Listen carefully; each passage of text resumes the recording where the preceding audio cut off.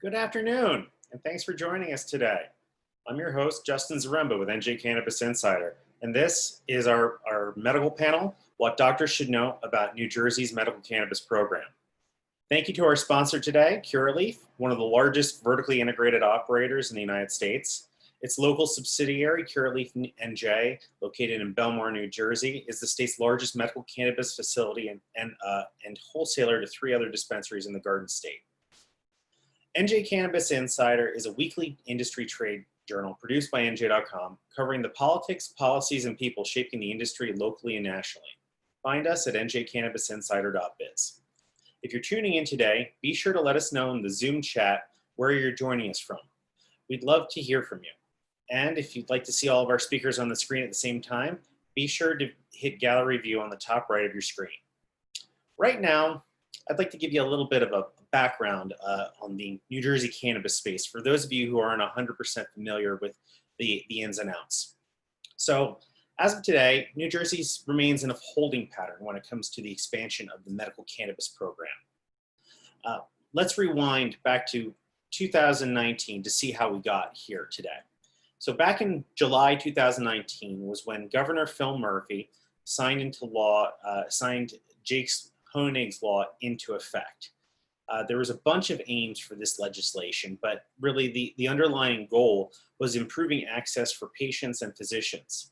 To that end, the legislation sought to form a new Cannabis Regulatory Commission that you might hear me call it the CRC later. That's what everybody was hoping for in terms of a new commission to serve as oversight, taking it out of the Department of Health's hands and moving it to this new board. It also sought to reduce the frequency of doctor's visits for patients to remain in the state medical cannabis program. They would have to go every 90 days under the old law. Under the new law, they require an annual checkup, and most physicians require the 6-month check-in as well. But really reducing the number of times that patients have to go and their out-of-pocket expenses. The Jake Honig's law also sought to expand the amount of cannabis patients were allowed to get at each month. And there were a bunch of other really nice asks in there, including home delivery, which is something you can get from your local pharmacy for your medication, but we still don't have that yet for the medical cannabis program. Reciprocity for out-of-state patients, regulations to allow nurse practitioners and physician's assistants to recommend cannabis for patients, a clinical registrant program aimed at improving the research, the breadth and depth of medical cannabis research available for physicians. So fast forward to the present, how many of those aims have we actually hit so far? Not a lot. The number of patient visits is down, and the amount that patients can purchase every month is up, but we still have no CRC. We have no out-of-state reciprocity. We have no regs permitting nurse practitioners or physician assistants to recommend cannabis. We still have no delivery yet, but the Department of Health has said that they've received plans from a couple of ATCs to begin this home delivery process, but nothing yet in effect. What happened? A few things.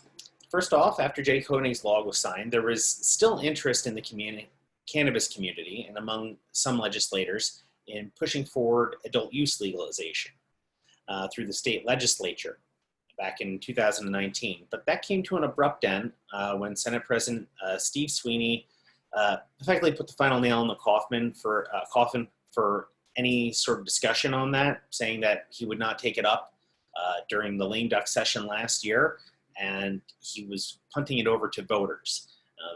Hence, we have the upcoming ballot referendum. We can talk more about that later, but everybody should, on their mail-in ballots, be sure to take a look on the back, because that's where all the ballot questions are. I've already had a couple folks reach out to me, and other folks within reaching out to NJ Cannabis Insider asking where the ballot question was, which is concerning for a lot of folks.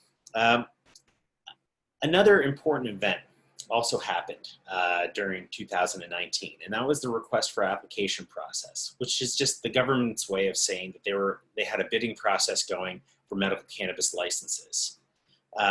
In last year's case, there 190 applicants sought to obtain one of the 24 different licenses available during that round. Now, if you recall, in New Jersey, we had 6 ATCs under the original law, and then another 6 were brought on in the 2018 RFA, all vertically integrated operators, 10 of which are actively dispensing to patients now. The 2 still are in the process of getting ready to begin that road. But we haven't had anything happen with the 2019 RFA, which arguably would really open up the medical cannabis program. Why? Well, there was litigation. In this case, folks ended up filing a lawsuit challenging the RFA process while it was still happening and before all of the bidding process had actually been graded. Those folks who were disqualified for a range of what the DOH said were errors, either file corruption or failure to submit required documentation. Well, some of those folks ended up filing the lawsuit in order to stay the process. And last December, the court agreed with them that they could suffer harm if they weren't allowed to participate in the process. But fast forward now to September 29th, 2020, and we still have no court date for the hearing of arguments in that case. It really remains to be seen when the court is going to hear this case and actually put forth a ruling on it. We did get an update on the 2018 RFA, which there was a challenge filed back then, and back in 2018 over this. I'm sorry, no, early 2019 over the 2018 RFA, but they're just now getting to this. So it really begs the question of when can we expect the 2019 RFA process to finally close? Because while folks who currently have licenses are positioned quite well for the current industry that is available, everybody else who's looking to get their foot in the door, they have been sitting on properties or paying out additional fees for more than a year now with no clear sight of when they can expect this process to close, and they have and whether or not they've won a license or not. And by the way, it's very likely that a lot of their applications are going to have to be amended now in any rate, because it's been more than a year. So we're still waiting on a bunch of things. So, and speaking of which, those applicants, not all of them are the large multi-state operators. And the way that this last licensing round was aimed at rolling out, it was going to provide a bit more opportunity for mom and pop applicants. Not necessarily everybody's going to be a vertically integrated operator, requiring growing, processing, cultivation, and retail. Some folks under this past licensing round would have been able to apply just for retail licenses, which for quite a few folks would have been a much more streamlined process and less invasive and less cost prohibitive. So right now we're waiting to see what ends up happening with that case. We're also waiting to see what happens with the ballot referendum. And until then, everything still kind of remains a little bit in a holding pattern. And it's kind of still unclear. Well, yeah, while we've had some successes in terms of improving some elements of the program for patients, there are still complaints about lack of strain availability, lack of high prices, and a bunch of other features. So that's really on that experience, on the patient-physician experience, is what we're going to be focusing on today. And with that in mind, I'd like to invite our panel to join us now. We have on our panel today Dr. Monica Taing with Doctors for Cannabis Regulation. We have Paula Gordy with Curaleaf, New Jersey. We have Dr. Sanjay Gupta with the American Pain Association. And we have Dr. Jordan Tishler with the Association of Cannabis Specialists.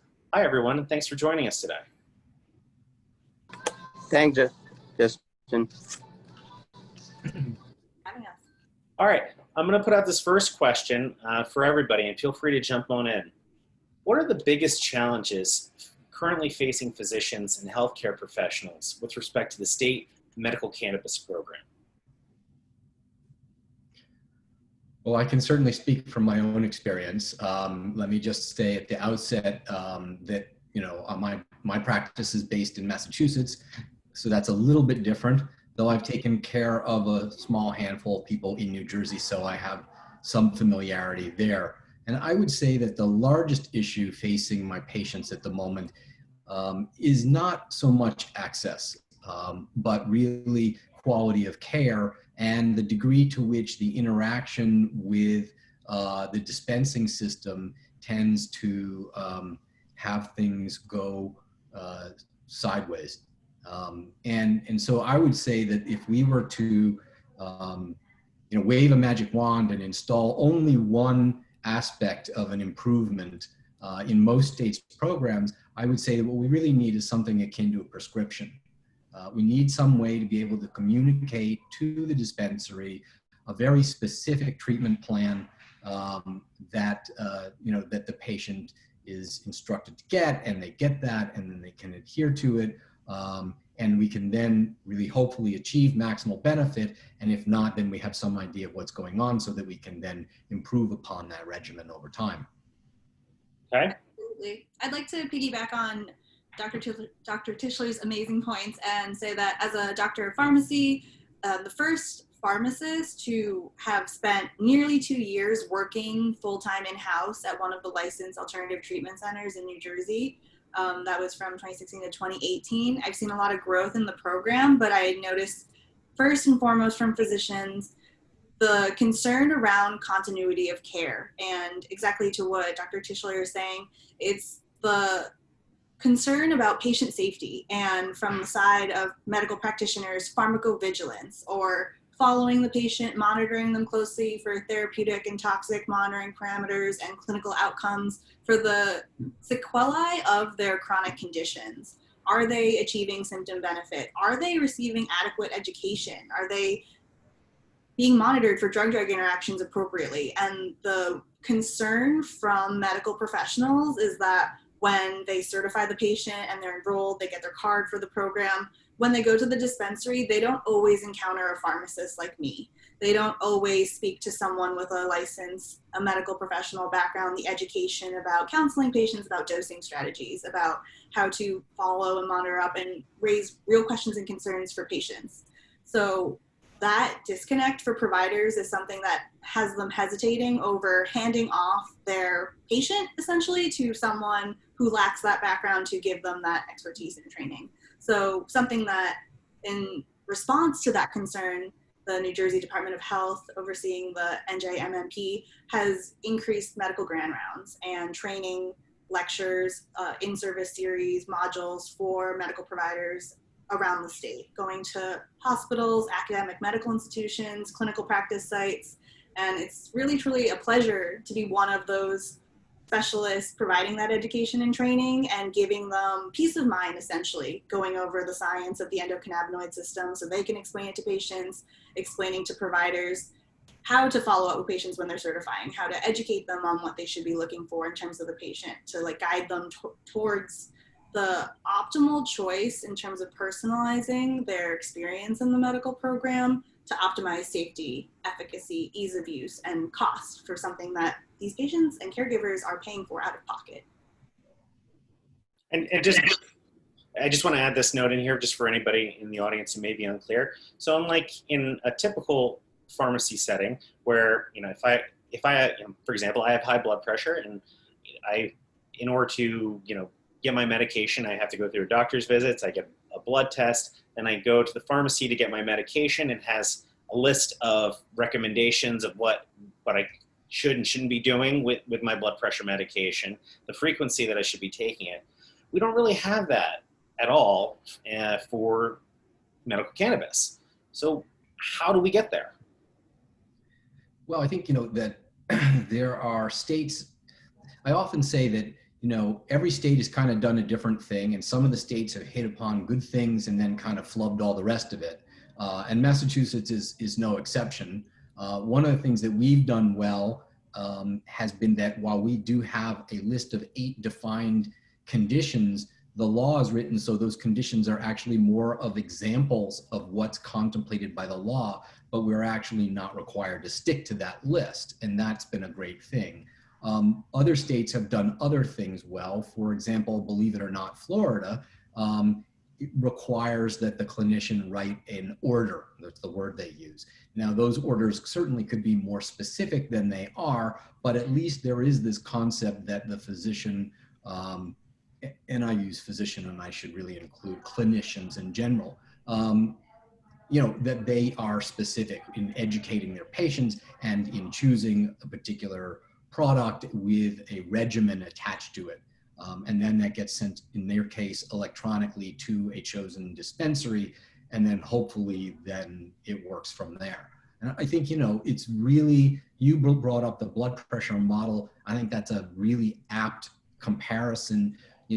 Typically you don't go to your doctor and say, I think I have blood pressure, I want lisinopril, right? You go in. That's what I'm on.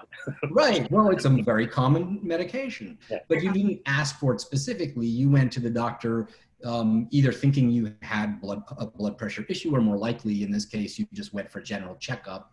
So you don't go in asking for specific medication, right. And the clinician then chooses that medication for you based on the science and their experience of what's likely to help you best. And they don't send you out the door saying, go get some medicine, right? They write you a prescription and it says, get this medicine, you get this much of this medicine, use, 1 pill or 2 pills, how many times a day. So there's a lot of information there. And I think that we've kind of backed into cannabis medicine, thank you to the federal government and also to California, in a way that has clinicians being, number one, wary of it and undereducated on the specific topic, but also with this idea that they're just sort of going to say yes or no to a patient, and then the patient kind of goes off into the ether and hopefully encounters somebody who will tell them what to do and how to do it. And in 1996, when California brought about medical legalization and everybody was worried about the DEA, you can sort of understand why the physicians didn't want to get too deeply embedded in what was considered aiding and abetting criminal enterprise at the time. But I think we've moved way beyond that now, and sending anybody out of your office to just sort of go get medicine, I think that's malpractice now. And we really need to be at the point where we can treat cannabis with the specificity that we would treat blood pressure medications, to the extent that we have that data. And we do have a lot of data. Yes, great points. To speak to the question, the model already exists for that paradigm of patient care. It's called outpatient or ambulatory care pharmacy. And ambulatory care pharmacy is multidisciplinary, where a physician, nurse practitioner, a physician's assistant, the prescriber or practitioner overseeing the patient monitors them for ambulatory conditions like diabetes, high blood pressure, high cholesterol, HIV/AIDS. And speaking to the HIV/AIDS continuum of care, that as a qualifying condition is something that I'm learning from directly. We don't have to reinvent the wheel. And I've learned from my experiences as a consultant, a clinical cannabis consultant in New York State.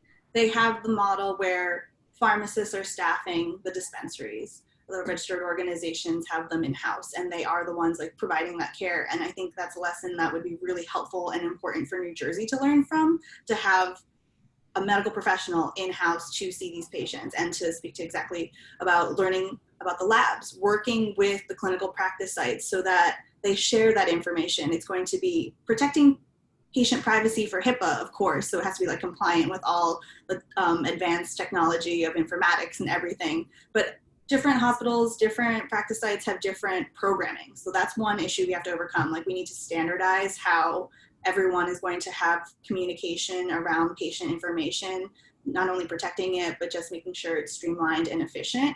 So then when providers do get this data, the blood pressure results, the viral load for HIV/AIDS patients, for everything that in terms of when you're looking at the objective values of treating a condition and personalizing it to a patient, the training and education is important because there's the whole breadth of patient safety and optimizing efficacy of medical cannabis. So something that before we even get to the point where we're talking about labs and how to adjust the pharmacotherapy of what patients are currently using and how to safely incorporate cannabinoid medicine, we also have to talk first and foremost about medication reconciliation, drug utilization review, and that's a way to screen for potential risks of drug-drug interactions. So knowing that if a patient has this one time a day ACE inhibitor, or lisinopril being one type of ACE inhibitor for their blood pressure medication, when did they start it? How long are they taking it? Tracking the trend of like short-term, long-term benefits for the patient, and then having that baseline established before really critiquing and personalizing that cannabinoid consideration. Like, are they going to benefit more from a topical, being a cream, a lotion, an ointment for spasticity or pain? Like, what is that symptom exactly? And then like, are they going to need inhalation? Like, are there going to be drug-drug interactions risks with smoking, unintentionally over-consuming, inhalation, like really changing the way their body metabolizes the prescription medication they're taking? All these risks are things that training already exists currently for clinicians, but then figuring out how to really customize it to cannabis is something that's where Dr. Tishler and his amazing group comes into play, myself and Doctors for Cannabis Regulation,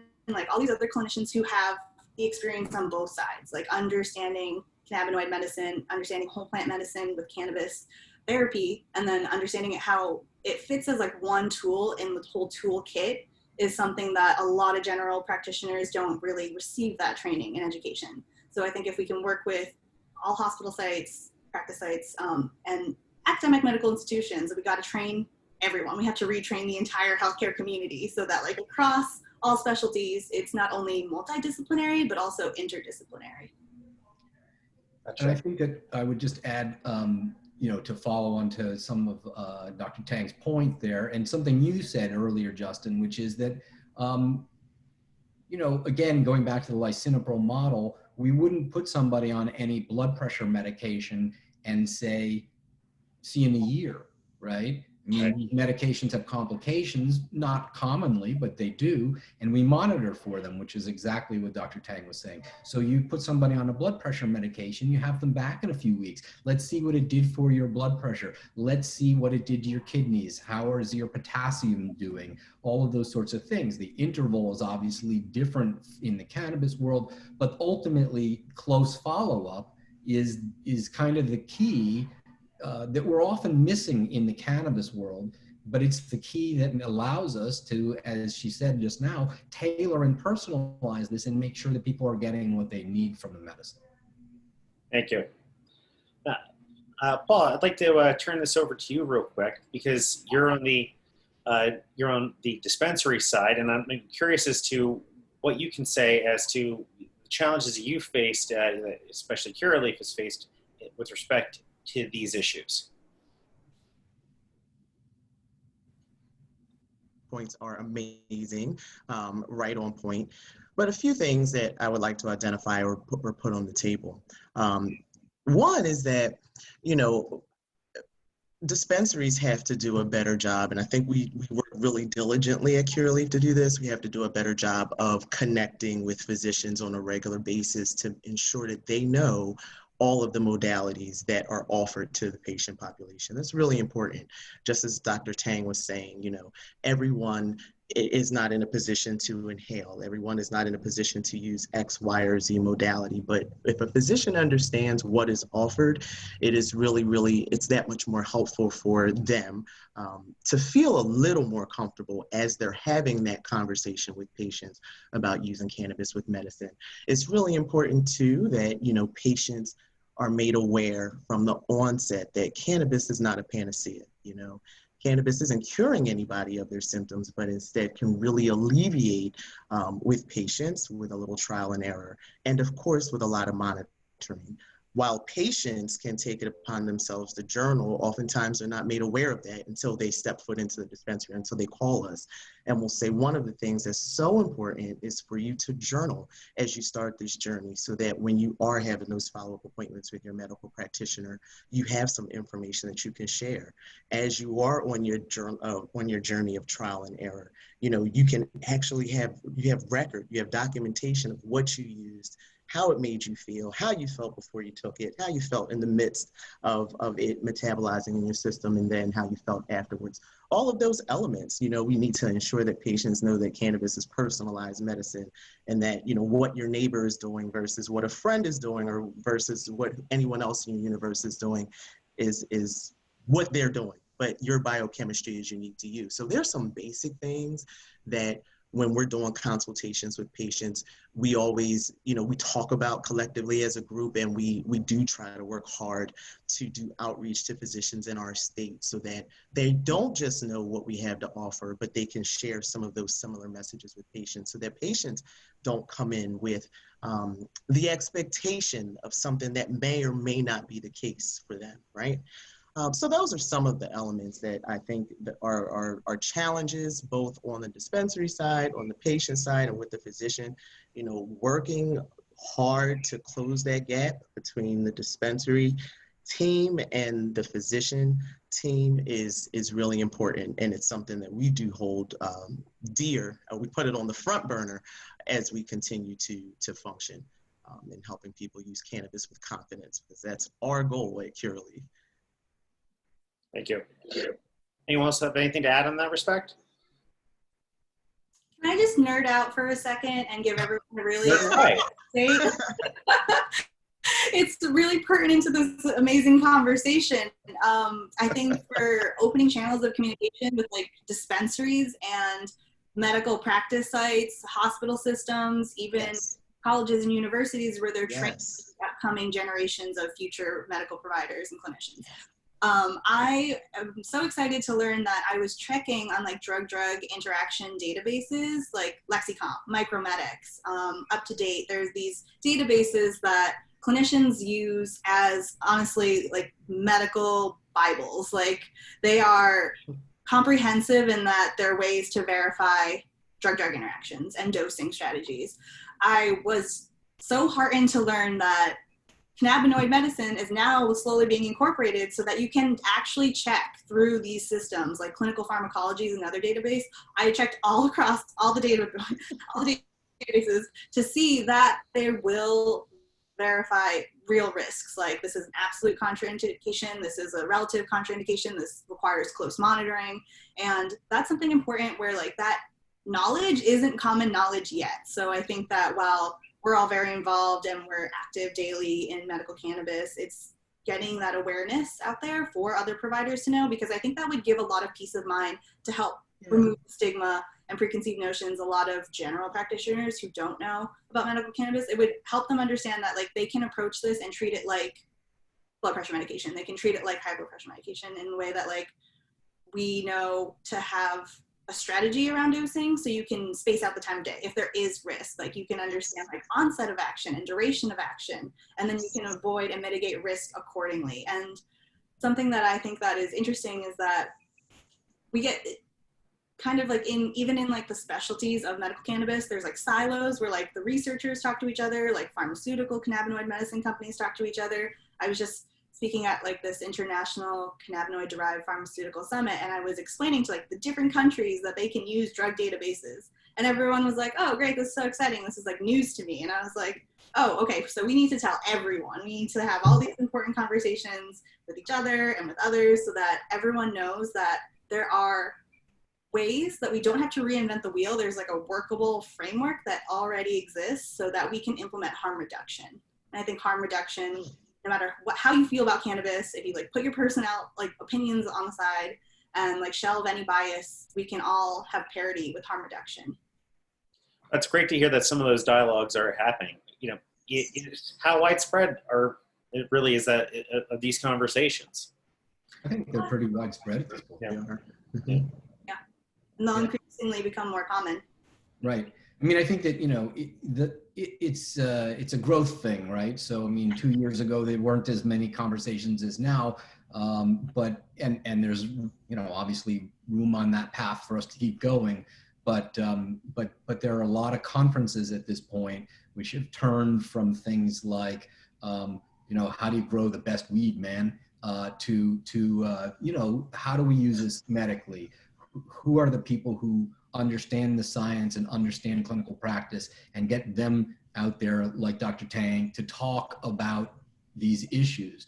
You know, 2 years ago when, you know, the sort of CBD stuff started to really pick up steam, nobody was talking about drug-drug interactions. It just wasn't a part of the conversation. I think for the clinicians who were paying attention to the research, you know, we saw this coming, because what medication doesn't have some sort of complication, right? And if you start to look at that literature, you realize that, you know, there are certain things that are positive, and then there are certain things that are negative, and that you have to understand them and balance them. Unfortunately, you know, around that time, the World Health Organization came out with sort of a dumbass statement that there were no problems with CBD, which, you know, was short-sighted of them, because I think you could again predict that sure, there will be some problems here, but it sort of gave a carte blanche to politicians and to the industry in a certain way. But yeah, I think these conversations are ongoing and amplifying, and it really is a sign of the time that we can have this conversation today. Thank you very much, because now we have all these clinicians from New Jersey and hopefully all over who are now attuned enough to tune in to get this kind of information. Mm-hmm. And maybe I'll take this moment just to make a quick little plug for the group that I work with and that Monica works with. You know, we call the Association of Cannabis Specialists, which exists to help promote good regulation and to make sure that we as cannabis specialists know what the data are and are treating people to the very best of our ability. And so if people listening want to check that out, it's cannabis-specialist.org, cannabis-specialist.org. I feel like a TV announcer. But the point is that, you know, when we start saying, well, why isn't this information out there? It is out there, and these conversations are growing. And this is part, I mean, this is why that organization exists, is to continue the growth of that conversation.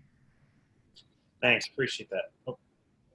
I just want to put in one of the in New Jersey, one of the ailments that you can prescribe medical cannabis for is pain, and that's, you know, this is in a number of other states as well. But pain is a very hard thing to quantify and qualify for a lot of folks. So, Dr. Gupta, I was hoping you could tell me when a patient comes in, you know, with pain, you know, presenting pain and looking for medical cannabis prescription, how do you handle that situation?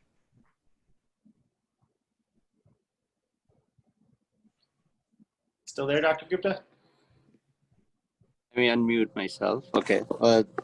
You know, that's a very good question. I'm happy you raised it, because I feel that pain management is a field where cannabis can play a major role, but at the same time, its role is not being utilized.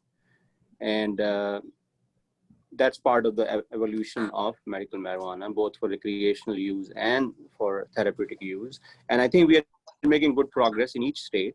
And I'm very pleased with, especially with New Jersey, with Governor Murphy and Jeff, Judith, and the previous Commissioner Sharif worked on it. But there's still a lot of, you know, roadblocks. And one of the major roadblock is the lack of education amongst patients, amongst doctors and lawmakers. And I think, Justin, you were there when we did the American Pain Association Rutgers meeting. There were around 200 doctors there, and Sharif was there, previous commissioner. And I asked a question, how many of the doctors know the difference between marijuana and CBD? Not a single hand came up. So, so there is absolutely a need of education, not only need, but the urgency of the need. You know, that is talking about something, but really going to the extent of educating the doctors and patients alike There are patients we see who feel that CBD or marijuana is more harmful than OxyContin. So they will rather continue to take OxyContin than try CBD or marijuana. And we have seen, great results with CBD or marijuana, of all kind, edible and smoking, and with CBD, who are able to come off opioids. Now, but that information need to reach to doctors. That information need to reach to, patients. And other thing which I feel that, especially in pain management, because we have seen such a good result and where it can play a significant role, is that sometimes patients choose to take OxyContin because it's cheaper for them to get OxyContin. They because the insurance is reimbursing for OxyContin, but they're not reimbursing for CBD or marijuana. And many of the patients who really need marijuana or CBD can't afford it. They absolutely cannot afford it, going to the doctors, paying the money, then going to the dispensary or going to the CBD shops and paying for it.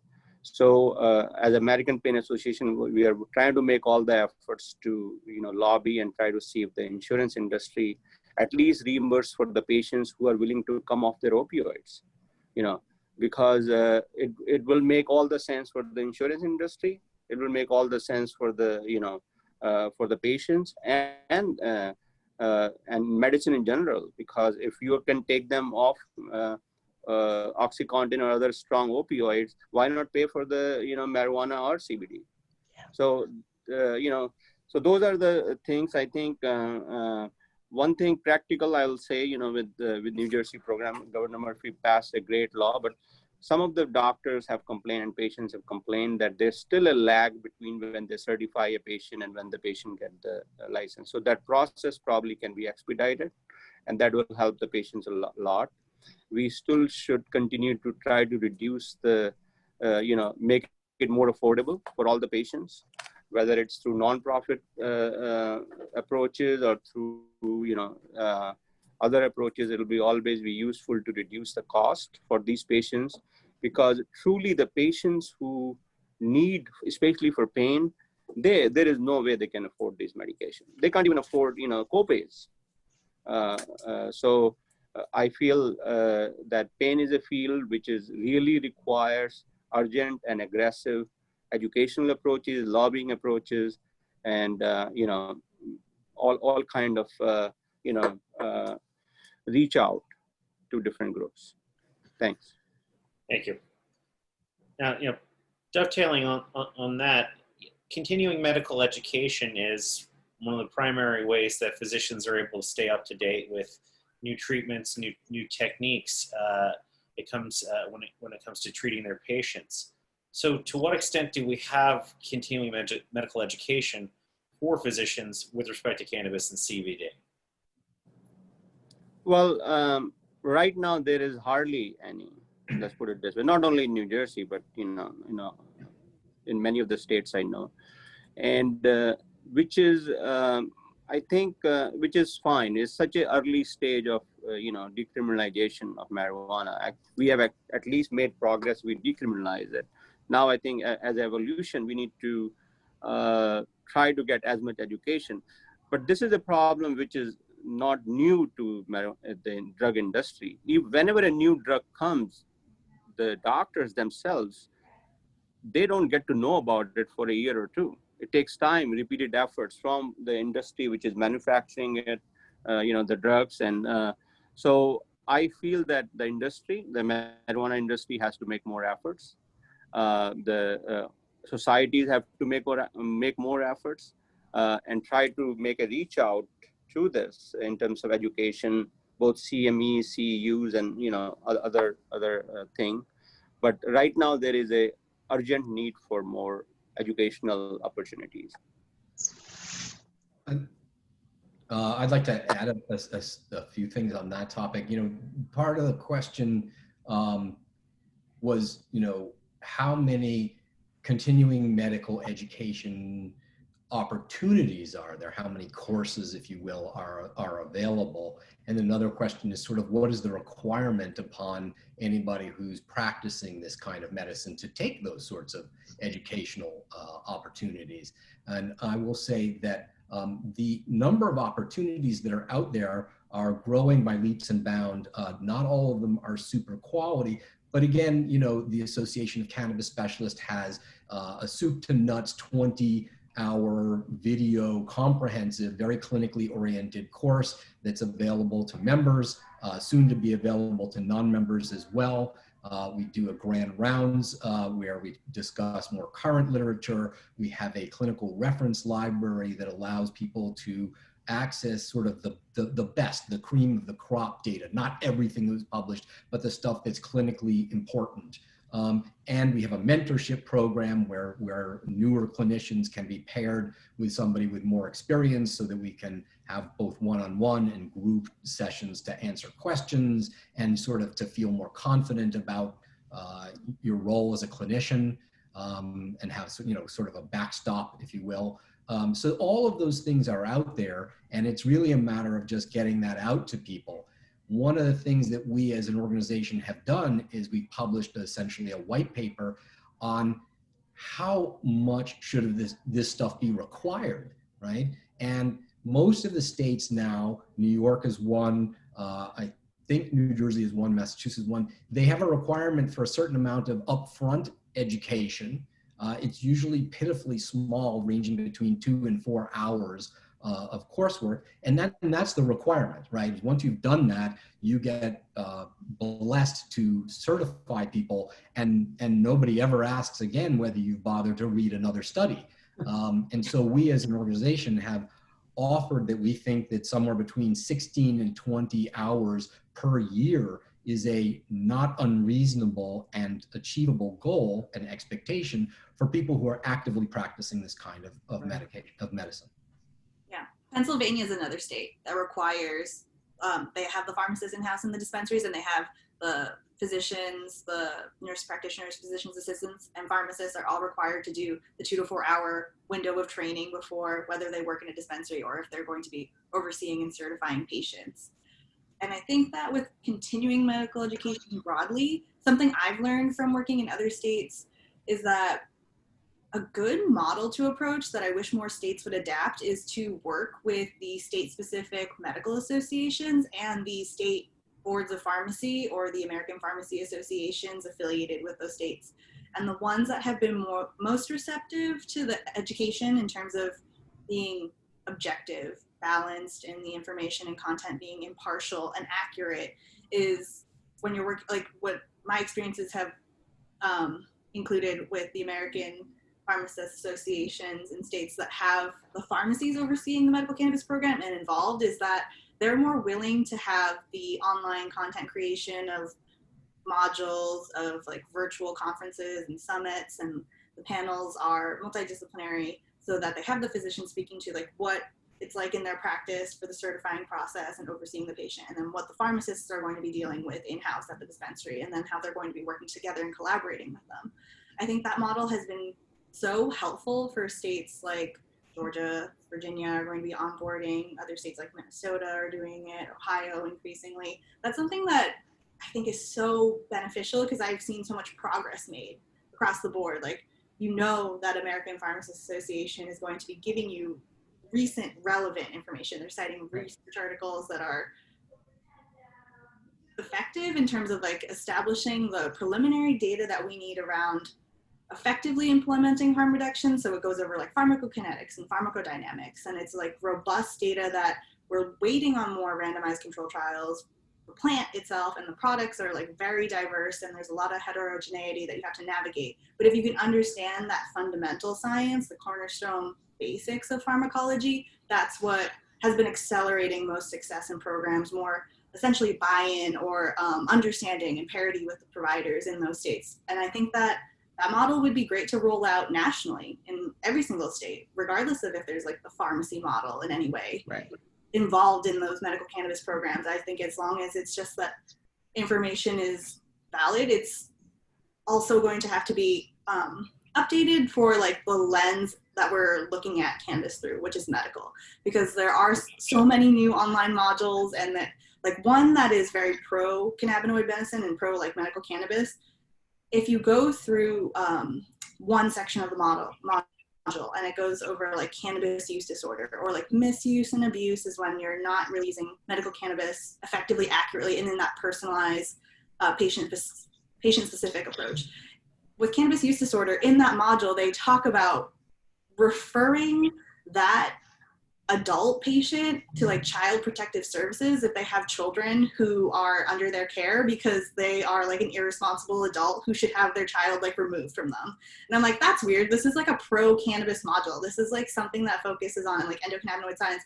And you took that recommendation from like the DEA and like SAMHSA from like the 70s. You have to update your module so that it's like, if you Relevant. are one of those patients because of like the 9% risk of misuse and abuse, you should go through a clinical psychiatric evaluation for like how to de-escalate and to diminish the dose, and how to be monitored for safety and to avoid withdrawal. Like you shouldn't have your children taken away from you. And it was interesting because the module, the subject matter experts and the content creators, the authors didn't catch that. They didn't update the relevancy of their information. And it's like, that's terrifying, because that is an accredited CME program that is going to be, that's online and available, and you can purchase the credits in the package. And Another reason not to cut and paste information. Yeah, Right. And also, it's like, did you check that? Did you like, you have to understand that we're working through this, not through that paradigm of like drug abuse and treatment. Like, we're not drug warriors anymore. This is like, we're not going to do through a DARE program and like the Just Say No campaign. We're like treating this in the way that we would treat diabetic patients, and we would customize their insulin and customize the drug therapy of patients with high blood pressure and high cholesterol. And like, we have to adjust the cannabis medicine, the treatment of their personalized therapy specifically. So, Great. Thank you.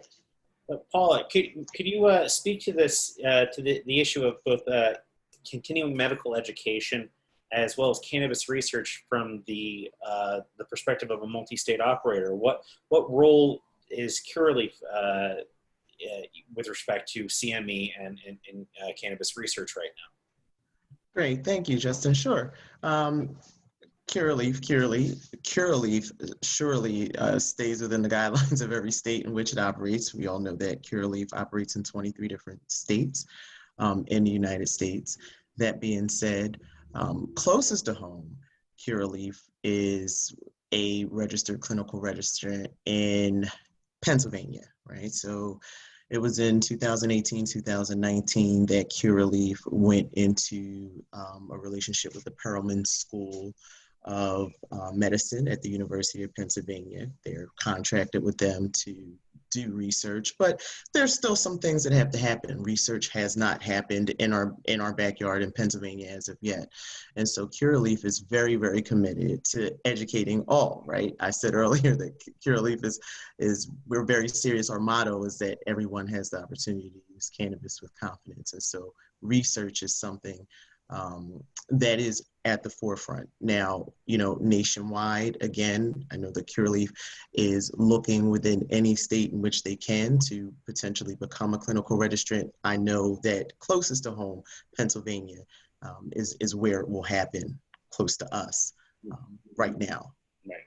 So New Jersey does, I think that under Jay Koenig's law, but again, they've yet to roll out the regulations that as well as an RFA process with respect to that.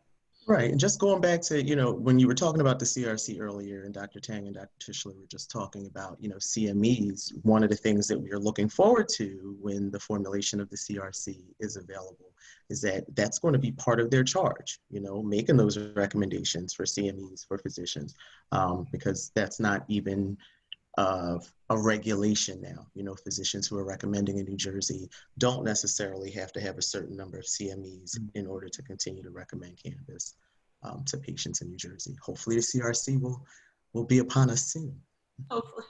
I love talking about the clinical registrant license because Yes. I've been talking about it for years in terms of I had the experience with Pennsylvania rolling it out, and I think that this model should be rolled out in every state, and with the provisions for New Jersey, it's in the simplest way to describe it, a super license in terms of like vertical integration, having like seed to sale capabilities, and how many, like there's no cap on how many licensed like grower processor facilities you can have or dispensaries. And then the partnership with academic medical institutions is so exciting, and colleges and universities for the state are so important, because this is bringing in everything we've touched on today with like the American Pain Association, with getting CMEs out. That training, the model already exists, so we wouldn't have to reinvent the wheel. We would be tapping into the infrastructure of colleges and universities that are doing translational medicine studies anyways. They would have the advisory board for getting the studies to IRB. The study design and methodology could be actually vetted and verified by real researchers who are doing amazing research in all different aspects of things that affect cannabinoid medicine. We have cancer patients, we have HIV/AIDS patients, like chronic pain and PTSD.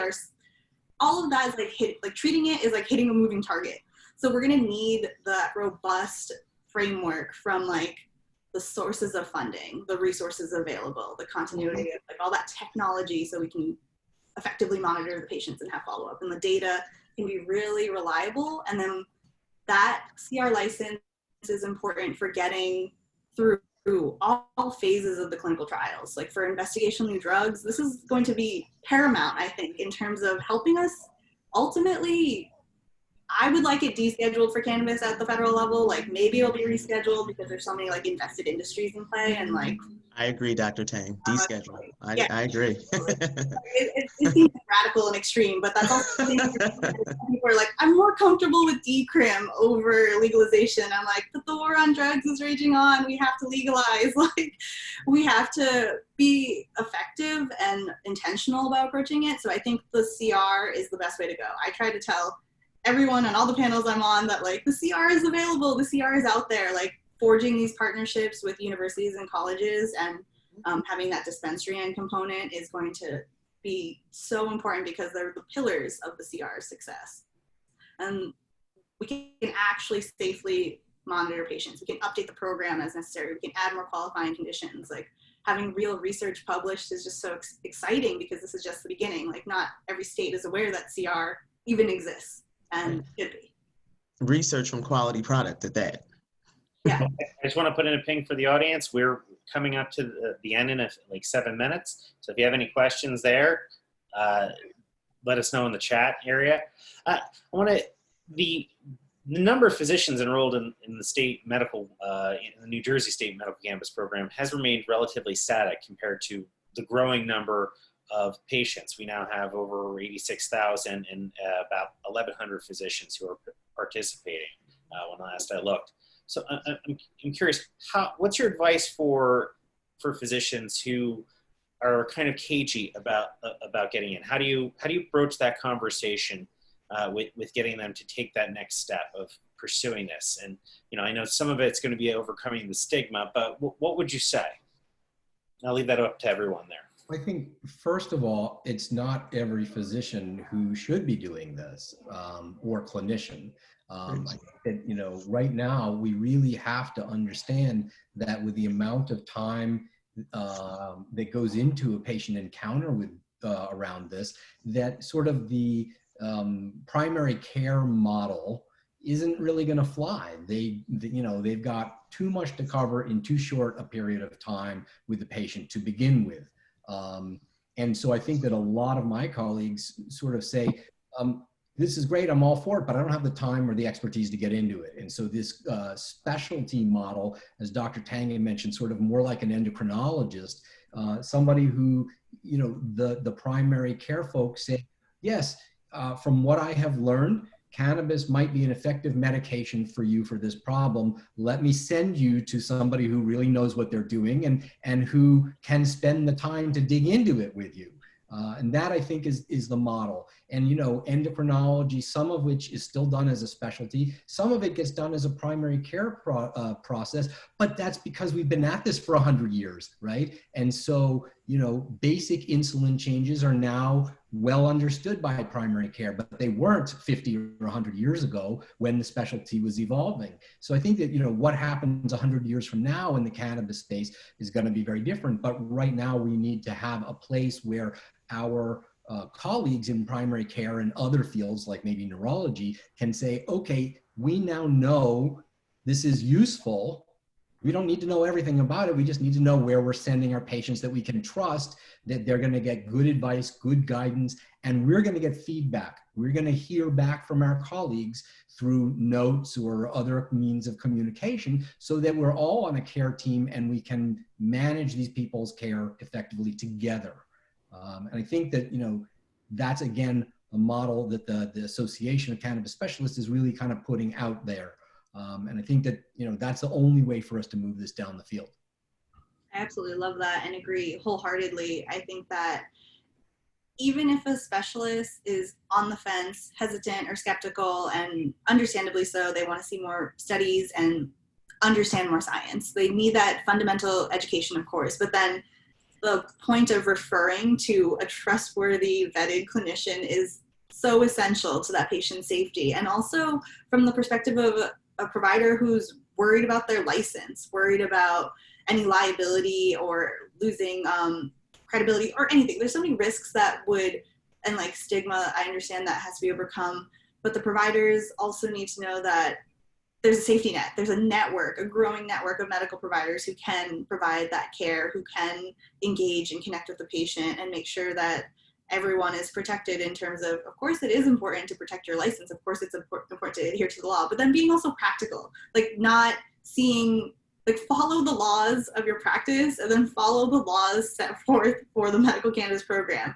Maybe not really seeing patients out of a hotel room in the pre-COVID era, like that is not really a standard of care that most physicians would do anyways. Like you should have an office, a practice site. You should be seeing them legitimately the way you would see any type of patient. Just because it's medical cannabis, there's concerns or people try to like navigate or like forge new paths or figure out new like channels in which to practice medical cannabis and to like see and certify patients. But then just be pragmatic, adhere to the laws of your license. Like it's not reinventing the wheel again. It's just using the skill set that we have and maintaining all the standards of your specialty so that you can just continue to safely engage and treat and oversee your patient. I think that's important because that sounds like common sense. It's not really common knowledge because I think it's so new that people are trying to innovate how they address and approach medical cannabis. They want to be like a unique kind of provider or whatever, costs and like time. But if we're going to do this, we should do it right. If we want to legitimize medical cannabis as an evolving field of patient care, it has to adhere to the standards we've already established. So working in that framework and then just being straightforward about every aspect of it, of like the cost for patients, about optimizing the safety for them is something that has to start from the beginning and something that providers have to commit to in an ongoing way. And quickly, I just want to add, it's important that we do continue to help physicians understand that there is a network. There are other physicians who are comfortable in using cannabis as medicine and connect them so that they do have a network that they can rely on, have their own little consortium or what have you. Each one teach one. So I think that's exactly the point. You had sort of alluded earlier to, what is it that stands in the way of other clinicians coming on board? And what I hear as somebody who's out there trying to help my colleagues do this, what I hear is actually less currently about the science, although that's certainly more of a political argument, like, oh, there isn't enough science, which we know there is. But I think one of my colleagues often say, like, how do I do this? Right? They want to know, okay, I'm sitting with a patient. What do I tell them to do? And so there's the growing scientific literature, and we obviously need to further that so we have better, deeper, broader answers to all these questions. But when somebody says to me, I'm afraid to help somebody with their pain because I just don't know what I'm doing, I can answer that question for them. And so there is a little bit of a process of holding people's hands until they just kind of feel comfortable with that. And that, that's one of the reasons I started the whole mentorship program for the association, is just, I want people to say, I don't know what I'm doing with this question, with this patient. So let me email Jordan. And I'm overjoyed to answer those questions. Absolutely.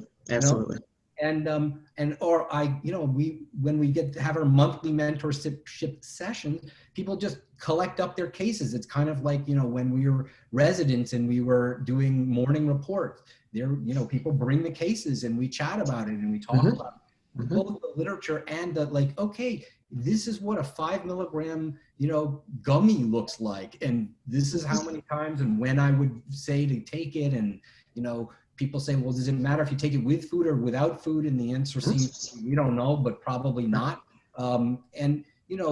Practical questions like that, I think we can do better with that. And that holding will allow our colleagues to feel more confident and get on board. Right. One question we have in here from the audience before we have to wrap up from Raphael. If recreational cannabis is approved this election process, could it help or hurt the medical cannabis registration process? I will end in there an editorial note that whatever ends up passing, this November or doesn't pass, is going to require, in New Jersey, is going to require enabling legislation. So just because the voters have agreed upon it, it's still going to come down to the legislature actually creating an adult use medical cannabis program through legislation. But you physicians have a lot more experience with when it comes to the impact in states with medical and adult use. So I'd love to get your thoughts on that.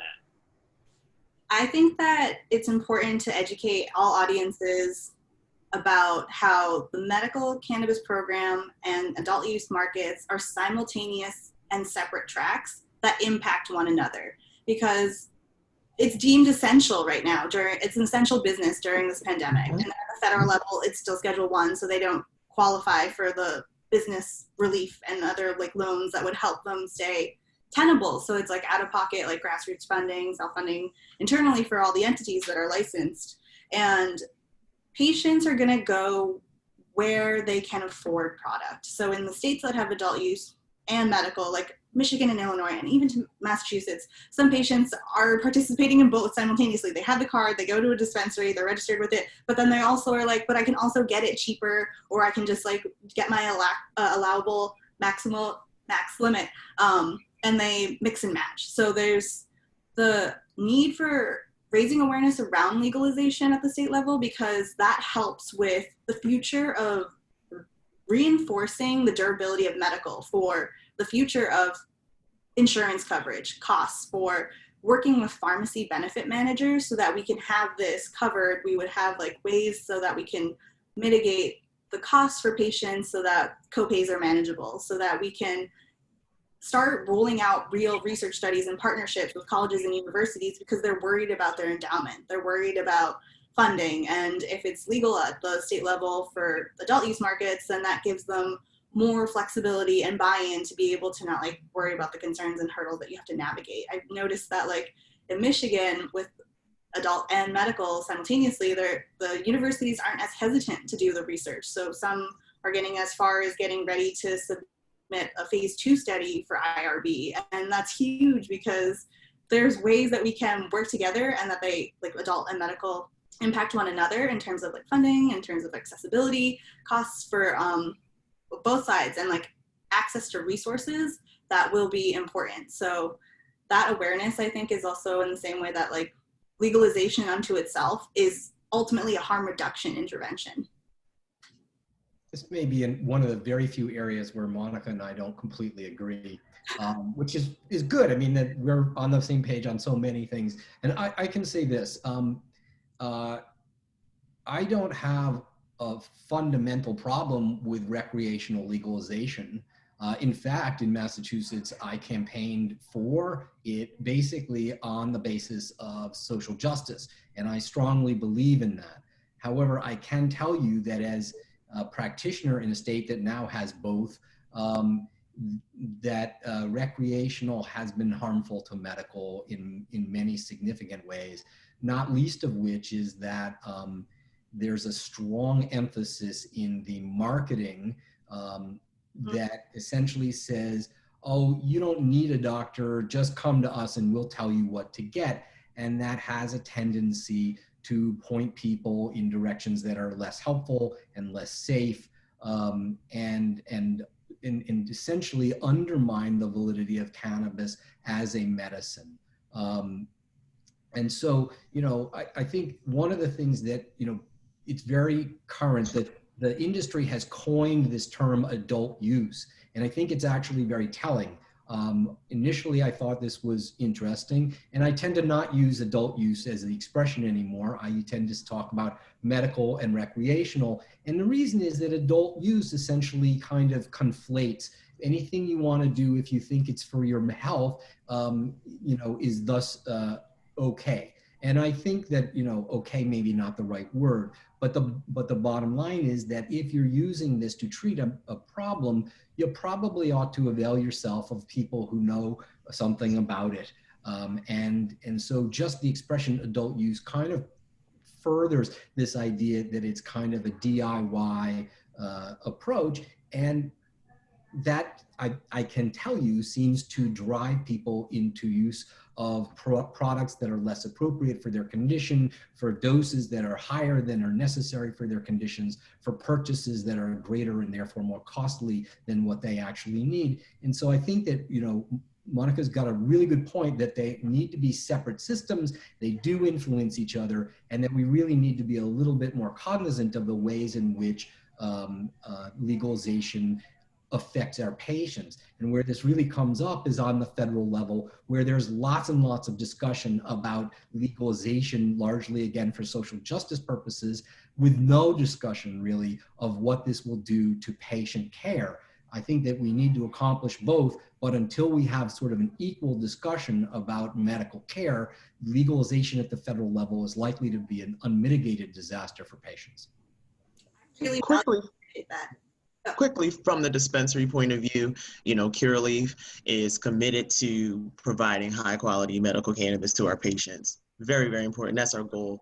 Understanding and being cognizant of the fact that there are populations of people, veterans being one of them, that may not have access to the medical cannabis programs in the event that they're being served by a physician in the Veterans Affairs. So again, our priority is our medical patient. First and foremost, our priority is our medical patient, but are excited and are cognizant of those groups that could benefit from cannabis. And please don't take anything I said as any knock against security. Absolutely not. No. Really No. good points. Actually, that's totally valid, and I'm excited to reflect and meditate on your great insights more, because I'm like, wow, this is probably gonna change how I'm including this in future education, because I also think that we have to be careful. We have to have standards, and kind of in specialties, we shouldn't have a bud tender shouldn't take on the role of a physician and be like, there are no drug interactions, go forth and prosper. It's wait, no, that's not true. Right. We have to be more scientific and accurate in that way. So it is enabling in that, yes, medical patients could wander off into legal, and then they could run into a lot of trouble when they're not overseen by someone with that scientific medical background. But then I also think about legalization. Cut it off now. Sorry. Oh, okay. I could go on forever. So this has been a great conversation. I'm glad that we've been able to open up this dialogue and have these sorts of conversations. And this is really, ideally what these forums are all about. I want to thank you all for being here today to join us. Dr. Gupta, Dr. Taing, Dr. Tishler, and Paula, really appreciate it. It's been a fabulous discussion. Thank you again to our sponsor, Curaleaf, whose subsidiary operates the largest medical cannabis facility in the state. Again, NJ Cannabis Insider is a weekly trade journal produced by NJ.com, covering the politics, policies, and people shaping the industry locally and nationally. By the way, we're going to be doing a LinkedIn office hour. Specifically, I will be doing one tomorrow at 11:30.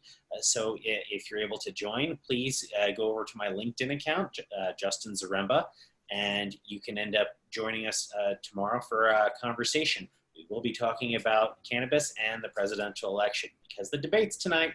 I hope you've enjoyed this. I know I have. Thank you all, everyone.